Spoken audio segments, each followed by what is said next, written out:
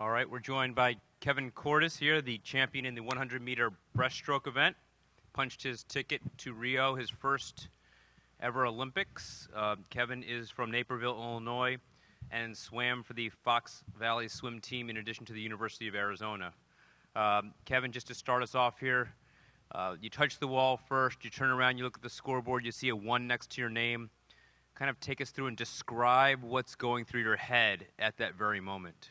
You know, it was a lot of things going through my head. It was an amazing feeling, just knowing, that I was an Olympian at that moment. Worked, the past 4 years to get to that point, and it was just all those emotions hitting me at once. It was amazing.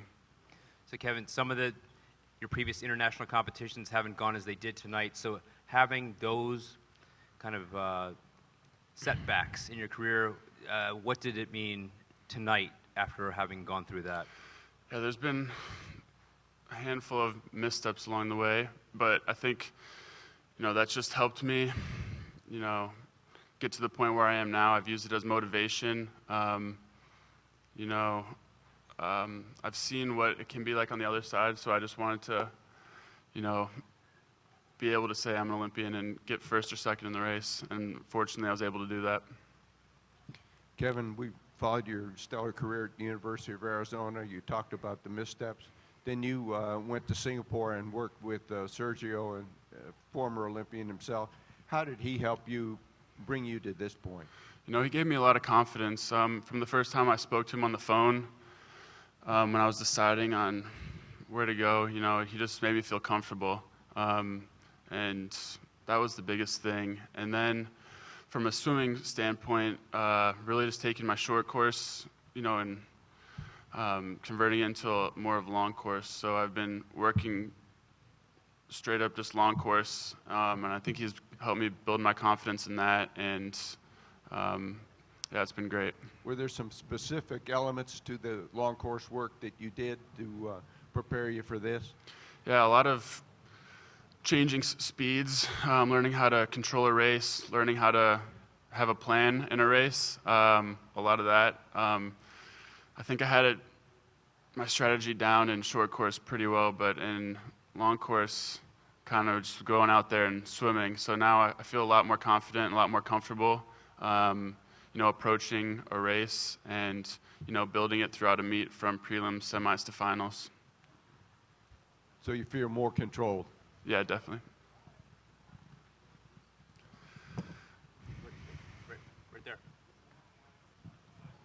Are there more mind games within yourself in a long course or in a short run?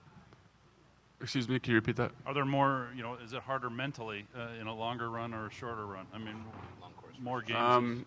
In short course, it was a lot of just going out there and not thinking too much, just going out there and racing, and I had a plan and a stroke count that I needed to hit, and so once I had that figured out, it was nice. So long course has definitely taken me a little bit more time, only swimming in the summers, but this past year it's been straight long course, only training long course, and I've gained a lot more confidence.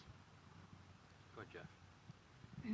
Can you tell us a little more about your life in Singapore, just maybe some stories or kind of what it was like over there? Yeah, it was quite a crazy experience. Definitely a culture shock. The good thing about it is they speak English, so I could kind of get around and talk to the locals. But I think my favorite thing about Singapore was trying the local food, the new food. I had everything from like barbecue stingray to just their classic dishes. And I'd go to hawker centers, which is like local food stalls. And food marts, and get a huge plate of rice and eggs for just like $2 which is, I don't know, $1.50 US. So I love trying all that stuff. So that was probably my favorite part. What are some of the Singapore classic dishes? Chicken rice was probably the main one, and there's Hokkien mee, char kway teow. Hopefully I'm saying these right. Hopefully I learned. But yeah, there's a lot of dishes. All the way back.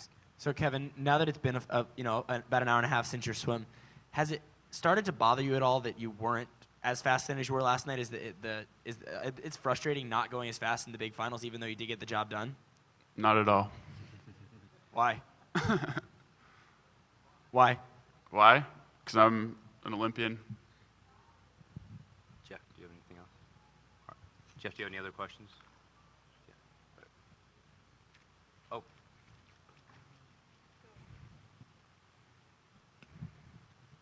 I ask you in the mix zone just about the University of Arizona, connection here with what's going on. Can you just talk a little bit more about that and just the U of A connection with what's Okay. going on here and for all this Oh, to be yeah, yeah. happening?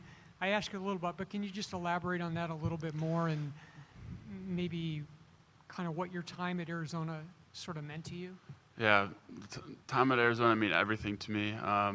Back in 2012, the U of A baseball team was also in Omaha, and they won. So it's kind of funny that they're here again 4 years later. And it's been great being away for a year, seeing all these Arizona fans. And I saw our AD Greg Byrne and got to talk to him. And just the camaraderie of Arizona has been. They made me feel welcome coming back, that's for sure. And yeah, it's been great. It's been great atmosphere here for Arizona and the Wildcats. Your dad was an Arizona football player, was he not? Yes. Really long tradition there at Wildcat. Yes. Both my parents went there, and my sister's going there next year for sand volleyball. So it'll be another 4 years. My parents will get to visit, so they're happy. Stefano. Kevin, do you consider the first challenger of Adam Peaty? What do you think about this guy, Britain guy? What he has more power? He has more power. What he has more respect to you? Yeah, he's a great swimmer. He's really fast at the 100 and the 50, and it's going to take a lot to, go out there and compete. But, I'm looking forward to the opportunity. Ladies and gentlemen, the 100-meter breaststroke champion, Kevin Cordes.